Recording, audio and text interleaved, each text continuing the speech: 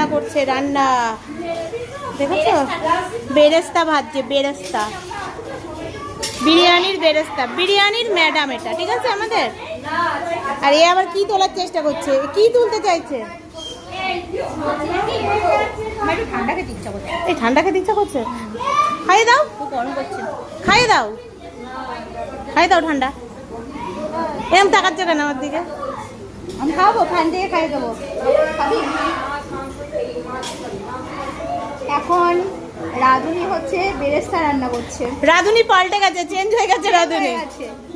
সত্যি কথাটা বলবো, এ কিন্তু ছবি তোলার রাঁধুনি।